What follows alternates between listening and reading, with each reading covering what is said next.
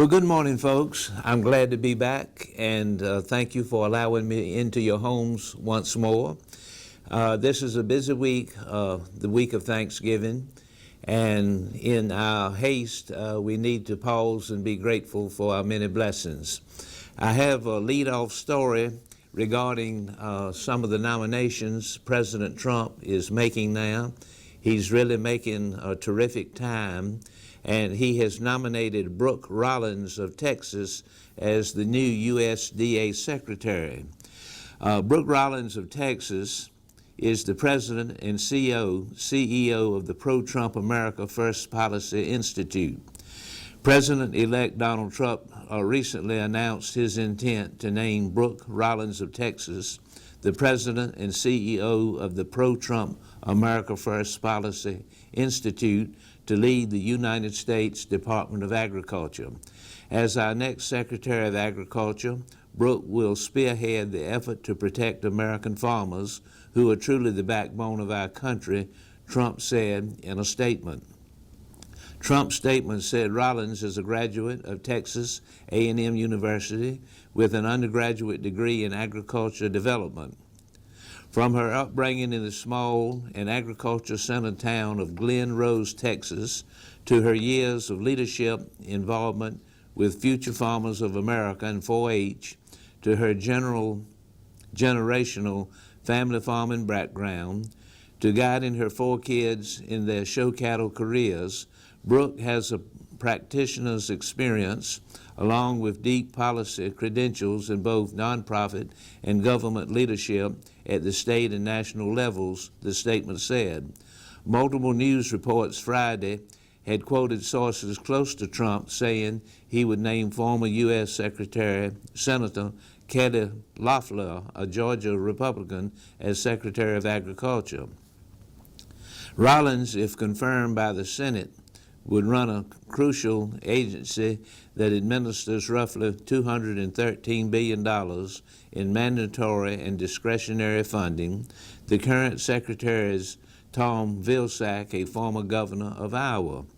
USDA manages food safety practices, conducts agriculture and conservation research, handles farm management, and administers the government's largest food benefits program for low-income families, the Supplemental Nutrition Assistance Program,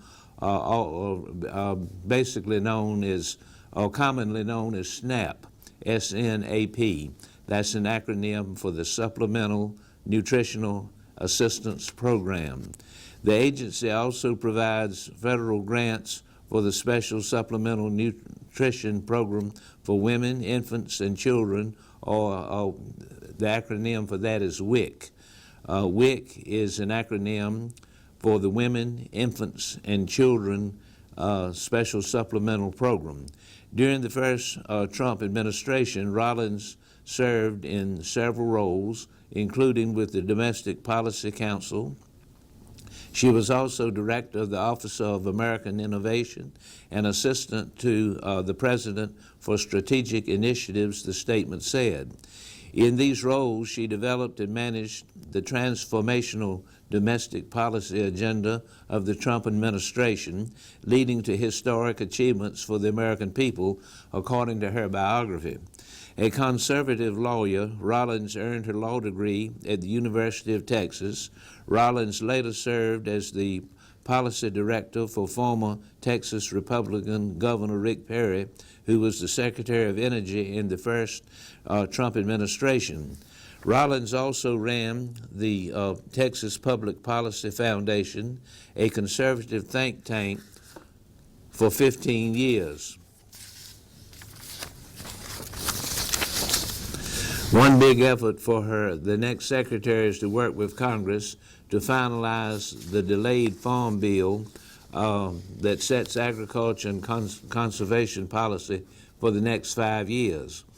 A big portion of the farm bill consists of the nutrition program, or the SNAP program. USDA is also implementing portions of the Biden administration's climate and clean energy program, known as the Inflation Reduction Act. Over the next 5 years, the IRA will provide USDA with about $20 billion for conservation programs that mitigate climate change. Republicans have been critical of the climate law and have vowed to claw back some of the funds. Rollins is likely to work closely with former presidential candidate Robert F. Kennedy Jr., whom Trump says he will nominate to lead the Department of Health and Human Resources, the Department of Health and Human Services. Kennedy, if confirmed by the Senate, has publicly voiced his plans to influence the agriculture industry. So all of this is unfolding as we speak. It sounds like President-elect Trump has indeed chosen a very qualified candidate, a person with much experience in the whole situation of government and agriculture and reaching out to our farmers, and we look forward to her good service.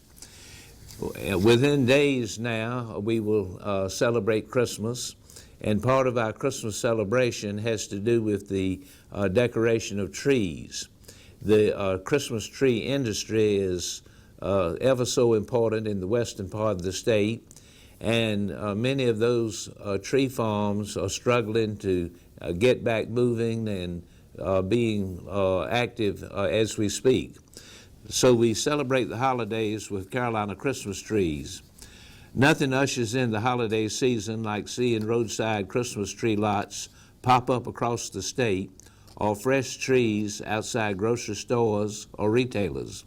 The 940 farmers who grow the trees that bring you the nostalgic smell and feeling of a traditional North Carolina Christmas need your help.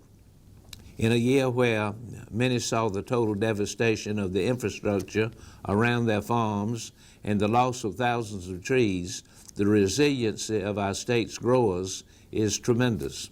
We know that some North Carolina tree farms lost trees and suffered damage to roads and other infrastructure on their farms, but they do have trees.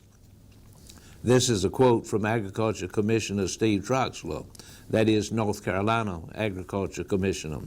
Farmers have started harvesting and will be working hard over the next few weeks to bring in this year's crop and sell not just trees, but also garland, wreaths, roping, swags, and decorations for your home.